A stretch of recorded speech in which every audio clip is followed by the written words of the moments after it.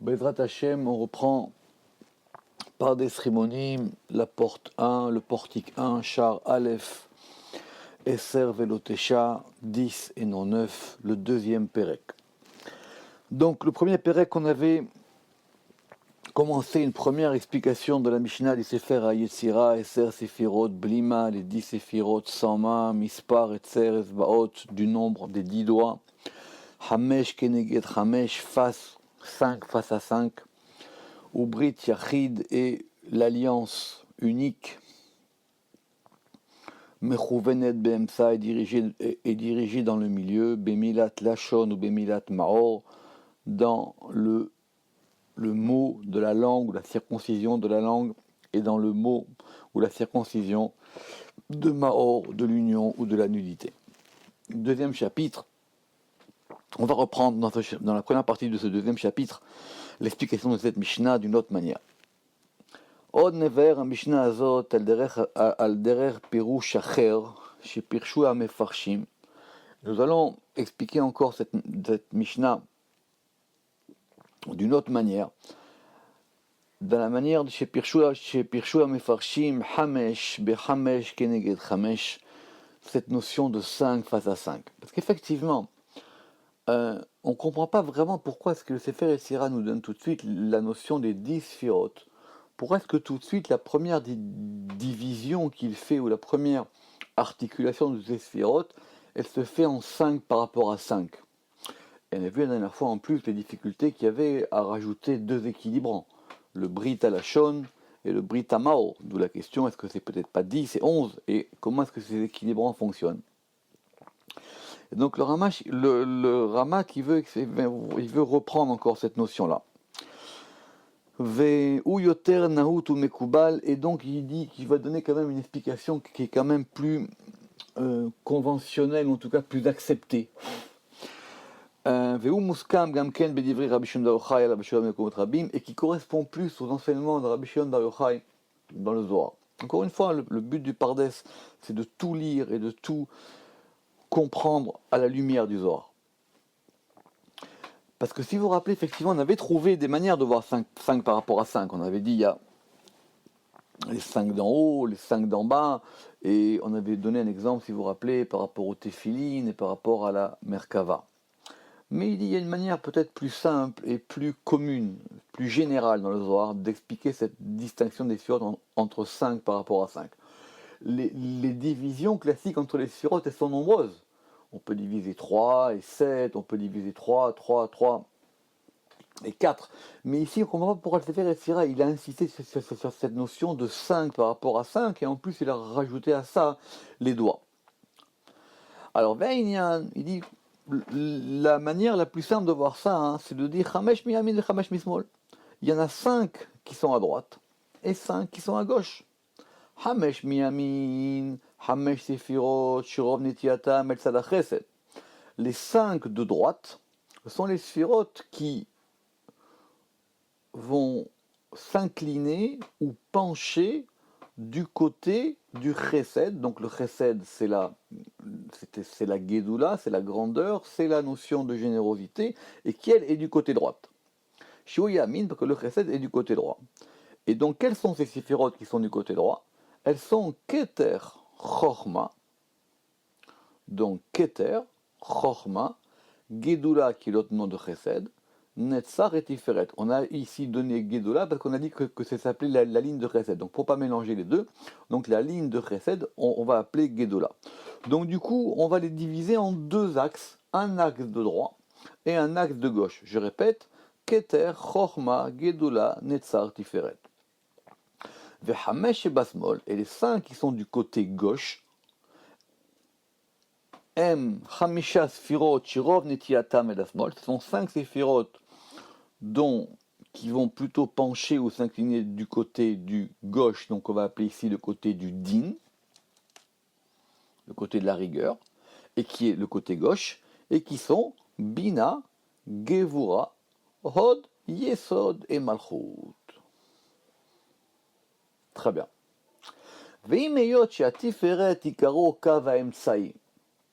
si on voit les choses du côté droite et gauche, on n'a pas d'axe central. on a une vision droite-gauche. Pourquoi le Sefer Yetzirah nous a dit cette chose-là de droite et gauche? Alors, la première question, normalement, Tiferet, ce qu'on va voir plus tard, il s'appelle Amuda Demsaïta, il s'appelle la colonne du centre, ou la colonne du milieu. Si on le place du côté droit, alors bien que Tiferet, son principe soit le Kav Emsaï, Im Kolze Ikaro Chesed Kanoda, mais son principe, c'est un principe de Chesed, Sheu Mate Klape Chesed, parce qu'il penche vers le Chesed, Venetiyato El Yamin, et il est incliné du côté droit. Ça, c'était pour Chesed. Bina. La Bina, normalement, elle n'est pas liée au côté gauche. On est dans les sirotes supérieures. Alors, il dit au Bina, Mityacheset Ladin Bebechinata. On a ici donné la Bina du côté gauche, du côté du din, par rapport à son aspect, parce qu'elle s'appelle Kinikret Po'al Gevurot. C'est l'agisseuse, c'est celle qui met en fonction les rigueurs. Qui mimena mitarin dinin, parce que c'est de elle que vont s'éveiller les rigueurs. Alors, il renvoie ici que Moshe Never, Beshar Maoud Vanaga, Beperek Vav, comme nous l'expliquerons dans Shah Maud Vanaga Perek Vav, le cours il est en ligne, parce qu'effectivement, il n'y a pas de rigueur vraiment dans Bina. Et on verra même que quand on veut lui donner un nom, quand on veut essayer de voir quel est le nom qui correspond à la Bina, on ne pourra pas lui donner vraiment un nom de din. On verra là-bas toute la discussion qu'il y a sur le nom de Elohim. Est-ce que Elohim c'est vraiment Bina ou est-ce que pas, c'est pas Bina? Mais en tout cas, c'est d'elle que proviennent les rigueurs. Parce qu'il n'y a pas vraiment de rigueur dans Bina. Alors, de même, Od, ça c'est facile. Alav, parce que Od, lui, c'est clair qu'il est du côté gauche. Alav ne'emar, vehodin efach alay le mashrit, kol hayom dava. Ça veut dire que toute la journée, c'est malade, c'est triste. Et donc ça, c'est de là qu'on tire les otiyot Od. Bien que, on s'est posé la question de savoir comment est-ce qu'on allait traduire Od. Od, ça vient plus de la shon Oda. Parce que les versets qu'on a cités, c'est quand ce mot de Hod, il est un peu inversé. Mais c'est un mot qui a plusieurs sens, donc on ne comprend pas vraiment pourquoi ce Hod, qui veut dire la reconnaissance, serait du côté gauche. Bien que pour reconnaître une chose, il faut accepter sur soi. Donc c'est du côté de la rigueur. Et dans les deux versets cités, quand on a dit Vehodin efach alay le mashrit, ça a plus le sens de la frayeur. Quand on a dit Kolayom Dava, et toute la journée, elle était malade. Donc, effectivement, ça a un rapport avec la rigueur. Alors maintenant, Yesod, Gamken Ikar Netiyato El Sadagevura. Et Yesod, bien que normalement on le place dans l'axe central, il est dans l'axe central, mais il penche du côté gauche. Donc c'est pour ça que sa tendance, elle est vers le côté de la Gvura. Et d'ailleurs, c'est expliqué dans le Zohar, dans les Tikkunim, Gabé Tisha Berina, Vetzadik Natil Mismola, et le juste, il tire du côté gauche, Ve'amuda De'emsaïta Natil Mimina, et la colonne du centre, elle tire du côté droite. Donc bien qu'effectivement, elles soient les deux sur l'axe central, ça c'est quelque chose qui est connu, qui sera après repris dans tous les livres de principes de Kabbal, dans Klalea Tralutra Chochma et plus tard, etc. Ça reviendra toujours parce que la source est claire dans les Tikkunim, bien que ce soit dans l'axe central. Dans l'axe central, donc il y a ce qu'on appelle ici Tzadik, c'est-à-dire le juste qui est lié à Yesod, il est du côté gauche. Il est, en fin de compte, il est centre-gauche, quoi. Et la colonne centrale qui correspond à Tiferet, elle est du côté droit. Ve'od bi'er sham, et d'ailleurs c'est expliqué encore une fois dans les Tikkunim Zohar Chadash, be'inyan ze atzmo ve'ze leshono, tzadik i'u natil lesmola, le juste, donc Yisod, il prend vers la gauche, Dei ou Yitzhak, parce qu'il est Yitzhak, Ketz Hay Almin, Katir Besmala. Alors, parce qu'il est Yitzhak, donc Yitzhak, c'est le troisième des patriarches, et c'est lui qui est associé en général à la Goura, et on va décomposer le mot Yitzhak en Ketz Hay. Ketz, c'est surtout pas la fin. Ketz, c'est l'extrémité, c'est-à-dire c'est la butée, c'est-à-dire le point extrême du vivant. C'est pour ça qu'il s'appelle Ketz Chai. Chai, c'est aussi 18, ce sont les 18 mondes. Chai Almin, on reviendra après là-dessus, pourquoi est-ce que le tzaddik il est lié à cette notion de Chai, et pourquoi est-ce qu'il sera ici on l'appelle tzaddik, qui sont les 18 mondes, Katir Besmala, qui est attaché du côté gauche. Veimeyot, évidemment, bien sûr que ce passage du Zohar, chez Alachon Memkomot, Tzarir Biuracha Veiyun Yafé, que ce passage-là, on ne peut quand même pas l'expédier comme ça et qu'il mériterait un grand approfondissement et une large explication. Mikol Makom, Michlalut Devarav, Yotzelanu, Sheayesod, Ika Netiyat. En tout cas, c'est clair de ce passage que le principe du Yesod, il tire plus vers la gauche. À l'inverse de Tiferet. Parce que Tiferet, lui, il tire vers la droite.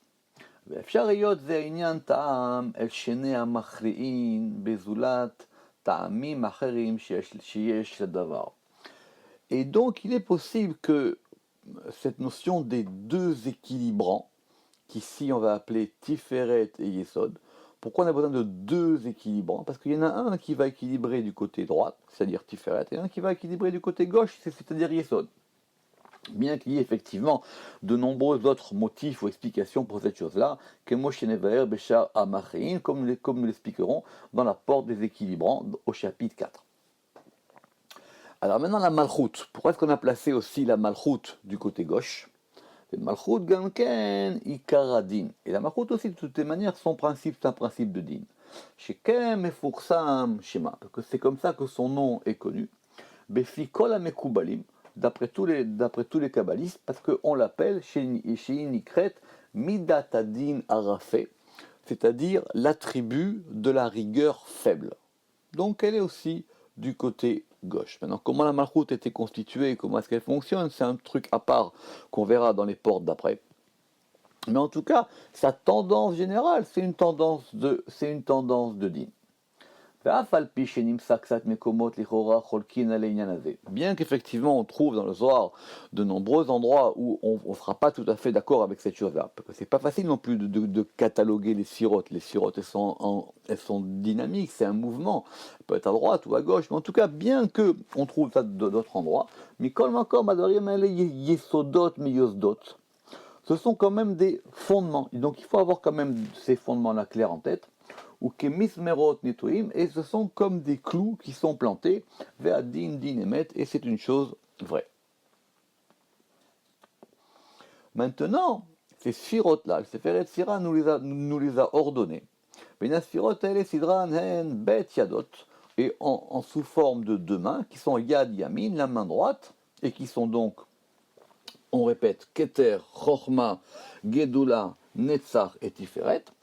Vechamesh et les 5 doigts de la main gauche, mismola, bebe yatzmol, dans la main gauche, qui sont bina, gevura, od, yesod, malchut.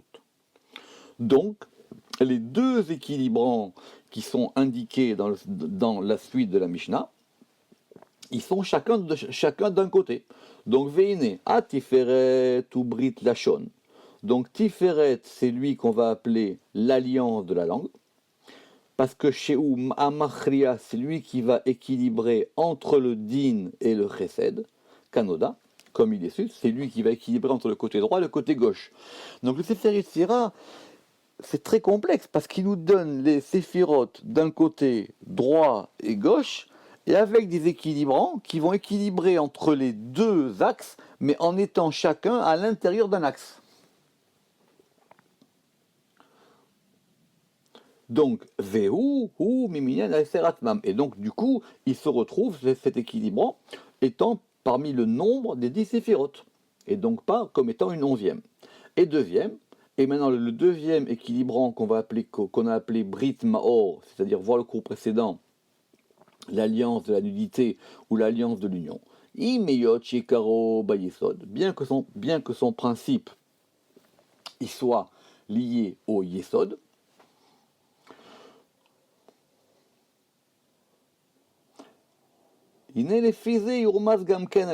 on peut aussi l'attribuer à Tiferet. Donc il y a en fin de compte un équilibrant double, et c'est ça que nous explique le Sefer à Yetzira. Et cet équilibrant double, il correspond au fait que ces deux sphirotes qui s'appellent Tiferet et Yesod, elles sont l'une dans l'autre. Qui gouf ou brit, Chashbin Anchad. Et ça c'est marqué plusieurs fois dans le Zohar, parce qu'on a dit que le gouffre c'est pas le corps ici, c'est vraiment le tronc, ce qui correspond à Tiferet, ou brit et la brit Mila, Chashbin Anchad, elles sont considérées comme une. Et comme c'est expliqué dans les paroles de Rabbi Shimon Bar Yochai dans les Tikkunim, de nombreuses fois. Donc effectivement, c'est connu, Yitsef et Yaakov, ils sont considérés comme étant souvent ensemble. C'est pour ça qu'il est marqué Ele Toldot Yaakov Yosef, que l'enfantement principal de Yaakov, c'est Yosef. Ils sont considérés comme étant un. Veine. Et donc du coup, il se trouve qu'entre ces 10 et ces 10, donc c'est quoi ici? Le Rambam qui va vite. C'est entre les 10 qu'on aurait pu considérer comme étant les 10 de la Hatzilut et les 10 d'en bas. Vous rappelez-vous, c'était l'objection sur la notion des doigts des mains et celle des doigts des pieds. Donc du coup, et que les 10 d'en bas étaient une projection des 10 d'en haut, comme on le verra dans Shar Abia beaucoup plus tard. Du coup, En Nachra. Mais là, entre ces 10 sphirotes d'en haut et les 10 sphirotes qui vont se projeter plus bas, là, il n'y a pas besoin de principe d'équilibrant.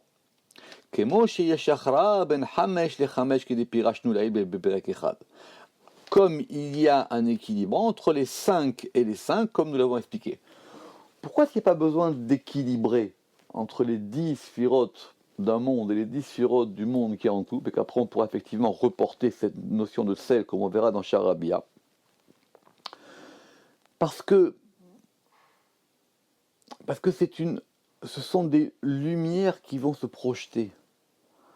Et donc si c'est bien équilibré en haut, il n'y aura pas besoin de le rééquilibrer à chaque fois. Parce que c'est le principe d'équilibre, il est dans la racine. Il n'est pas dans les dépendances.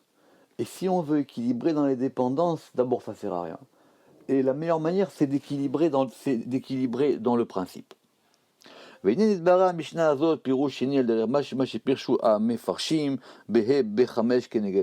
voilà, maintenant nous avons donc une deuxième explication de 5 par rapport à 5, comme dans la première Mishnah. ועוד נבהר המשנה הזאת פירוש שלישי, על דרך אחר בחמש כנגד חמש, לפי הנראה אצלנו. Et quand même, nous voulons rajouter une troisième explication sur cette notion de chamesh keneged chamesh. Effectivement, c'est pas facile. Le Sefer Yetzira, il va trop vite. Et ça brûle entre nos doigts, c'est le cas de le dire. On ne voit pas pourquoi maintenant tout d'un coup ça passe comme ça. Donc il dit je vais ramener une troisième explication. D'après ce qui nous semble, vers Borer, et après libre à chacun de choisir et chacun fera le tri parmi ces explications. Véou. Qui amrou chamesh keneged chamesh? Quand la Mishnah elle a dit 5 par rapport à 5, en akavana alatzbaot aniskarim. Il ne s'agit pas des doigts. כי נעשה מעניין העשר לבאר לנו ההכרעה שבין הדין והחסד וסדר ההכרעה ועניין הצריכין ההכרעה. Pourquoi? Parce que quand on reprend exactement le langage de la Mishnah,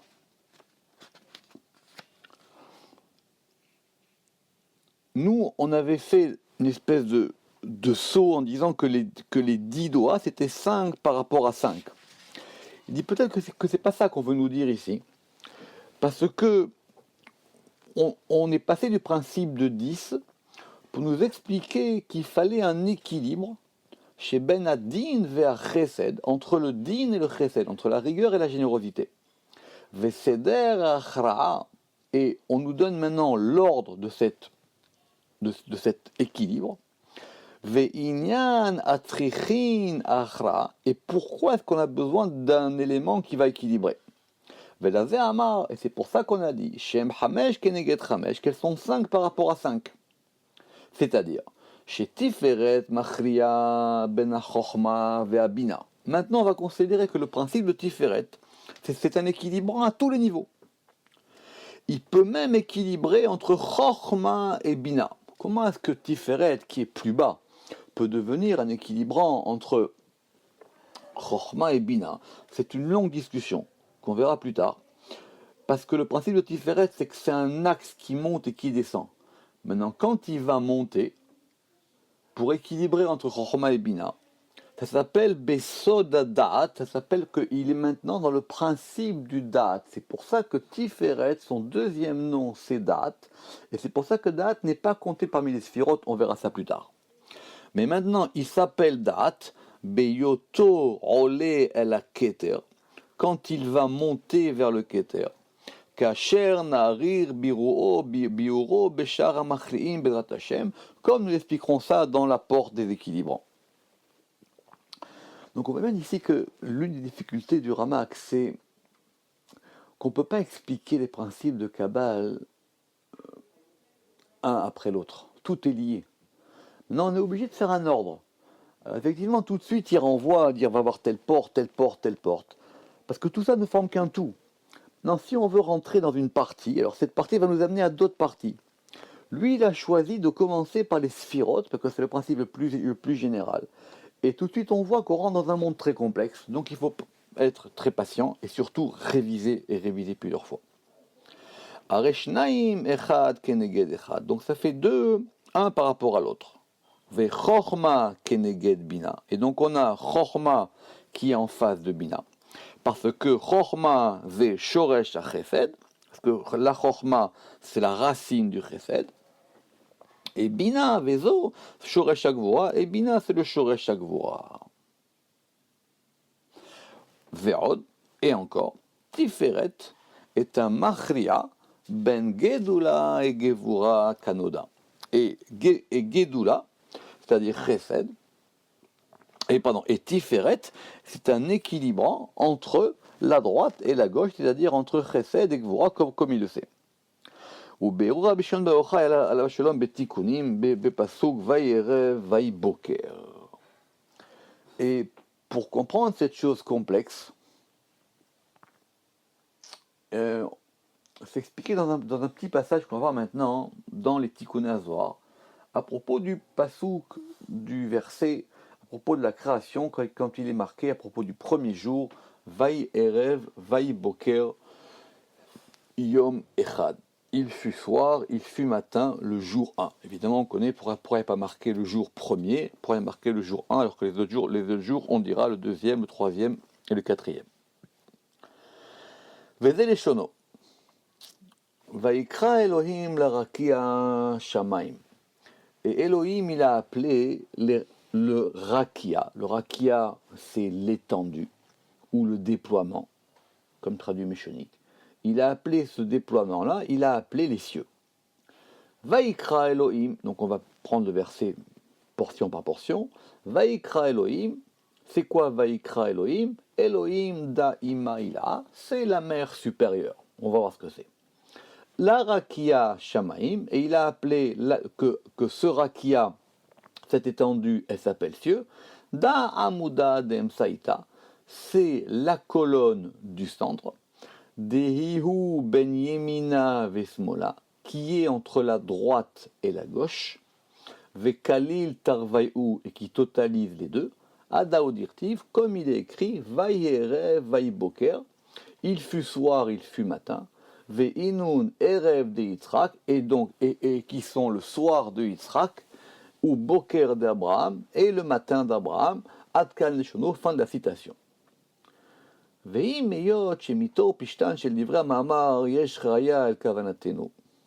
qu'effectivement, d'après le contexte qu'on est en train de parler, c'est clair que ça va d'après ce qu'on dit, à savoir qu'effectivement il y a un équilibre entre la droite et la gauche et Amuda d'Emsaïta, comme on a dit. עם כל זה, הואיל ואתה לידן נימה במילתא זעירה ואל יפטר בלילינה. Il dit, mais maintenant qu'on est dans ce texte-là, on ne peut pas non plus le laisser comme ça. Donc ça, c'est une clause de style importante dans le Pardes. C'est que quand on a un texte du Zohar, évidemment, on va le prendre par rapport à notre contexte, mais si on peut quand même s'y arrêter un petit peu et voir dans son ensemble, c'est quand même mieux. Ici, il a employé une expression en araméen qui dit qu'on ne peut pas non plus laisser cette chose s'endormir toute seule. Et donc maintenant, on va essayer d'approfondir quand même ces quelques lignes du Zohar.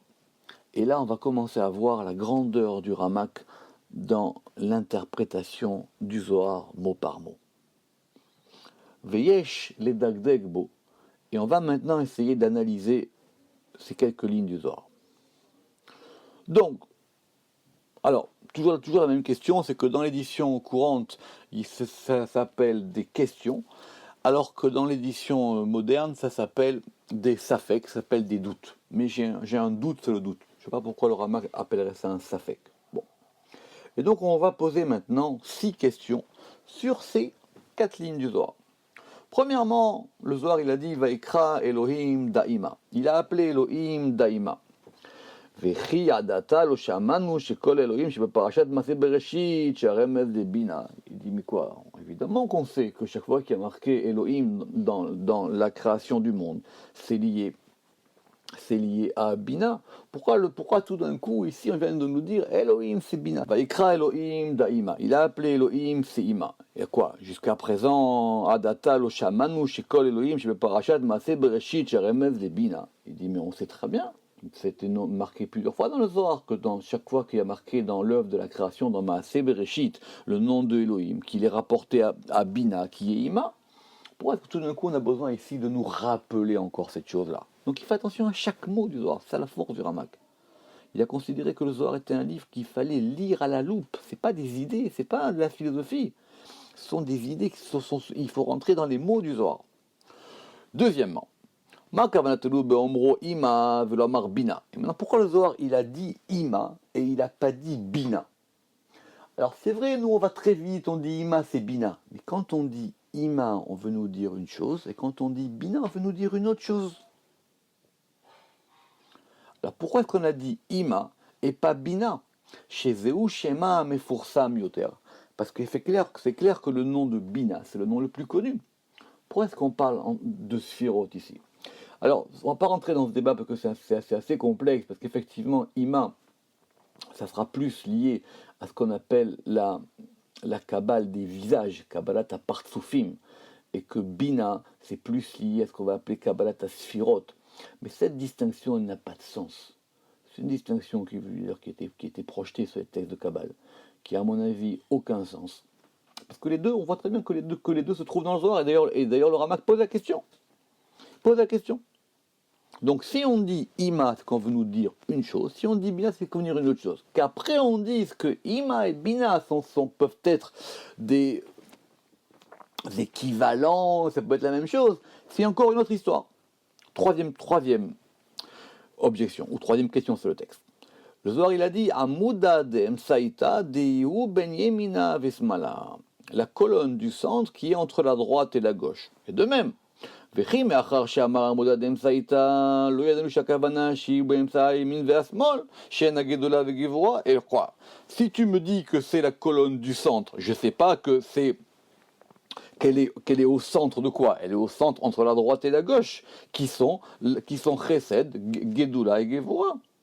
Pourquoi est-ce qu'on a besoin de rajouter une phrase en plus? Et maintenant, si tu me dis, quatrième objection, et que maintenant tu me dis qu'elle est entre la droite et la gauche, donc je comprends que c'est Tiferet, alors c'est pas la peine que tu me rajoutes à Bodadem Saïta. Donc quoi qu'il arrive, mais mon afchar, comme on dit, dire, soit l'un, soit l'autre. Pourquoi le Zohar il a besoin d'avoir des répétitions? C'est pas de la stylistique là, on veut pas faire. C'est qu'il y a vraiment quelque chose qu'on veut nous apprendre en plus. Ok. Cinquième objection. Et on a dit qui est des Iou ben Yemina vesmola avec Kalil Tarvaïou, qui est entre la droite et la gauche et qui les totalise. S'il est entre la droite et la gauche, qu'il est la colonne du centre, on sait très bien que c'est un principe de totalisation avec Kalil Tarvaïou. Donc on a l'impression que ça se répète. Et on ne peut pas considérer comme même que dans la Torah qu'il n'y a pas une lettre en trop. Donc ici aussi, on ne comprendrait pas pourquoi il y ait des mots en trop. Et dernière question, la plus complexe, qui est que tout ça, ce passage du Zohar se termine en nous citant un verset, Vaïerev, Vaïboker, il fut soir, il fut matin. Quel rapport? Dilchaora, en rayaklal, el kavanatanu mena pasuk. On ne voit pas du tout qu'est-ce que ça vient faire par rapport à ce qu'on veut nous expliquer. On veut nous expliquer le principe d'équilibre. Donc maintenant, pourquoi est-ce qu'on va rajouter cette notion de Vaïerev, Vaïboker? Pourquoi est-ce qu'on nous ramène ce verset? Donc chaque fois que le Zohar ramène un verset, c'est qu'on veut nous rajouter un élément en plus. C'est pas une preuve. Un verset, c'est pour nous aider à avoir une force en plus pour comprendre la chose. On verra ça, Bezrat Hashem, dans le prochain cours, la réponse à ces 6 objections. Baruch Adonai Leolam, Amen ve Amen.